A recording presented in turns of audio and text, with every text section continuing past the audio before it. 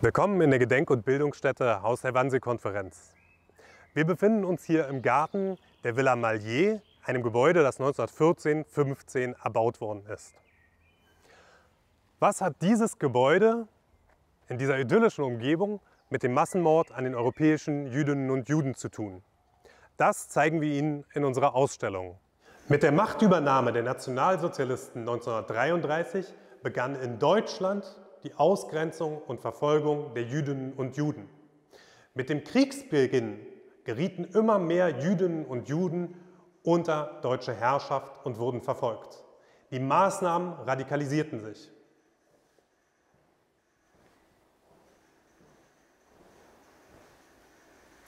Mit dem Angriff auf die Sowjetunion am 22. Juni 1941 begann ein Vernichtungskrieg.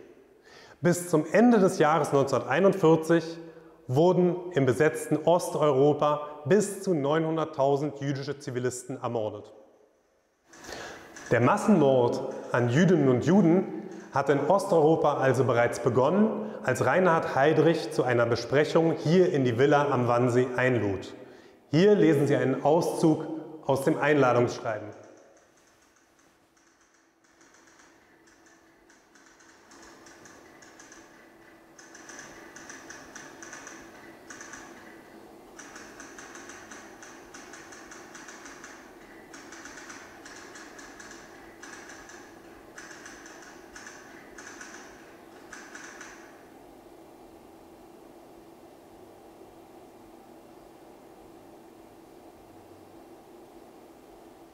Wer waren die Teilnehmer der Wannsee-Konferenz?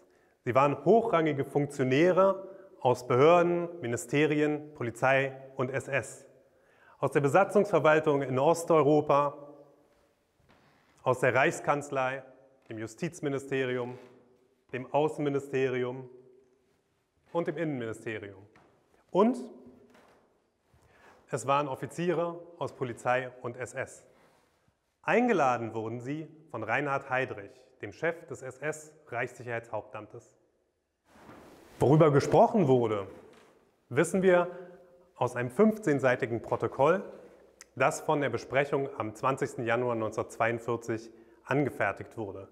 Einziges Thema war die sogenannte Endlösung der Judenfrage, also der systematische Massenmord an den europäischen Jüdinnen und Juden.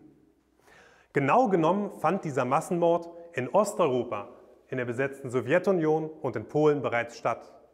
Hier in Wannsee wird deutlich, dass die Mörder dieses Verbrechen nun auf den Rest des deutsch besetzten Europas und sogar darüber hinaus ausdehnen wollten.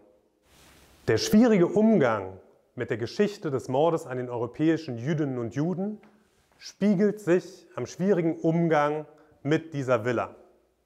Obwohl Überlebende schon in den 1950er Jahren die Einrichtung eines Dokumentationszentrums forderten, dauerte es 50 Jahre bis 1992, bevor die Gedenk- und Bildungsstätte Haus der Wannsee-Konferenz ihre Türen für die Besucher öffnen konnte. Der schwierige Umgang mit dieser Geschichte nach 1945 ist einer der Schwerpunkte unserer neuen Dauerausstellung. Der Kontrast zwischen der idyllischen Lage und den Verbrechen, die hier besprochen wurde, könnte kaum größer sein. Vielen Dank für Ihre Teilnahme an diesem virtuellen Rundgang. Weiterführende Informationen finden Sie auf unserer Webseite und wir hoffen natürlich, Sie auch einmal persönlich hier in der Gedenk- und Bildungsstätte Haus der Wannsee-Konferenz begrüßen zu dürfen.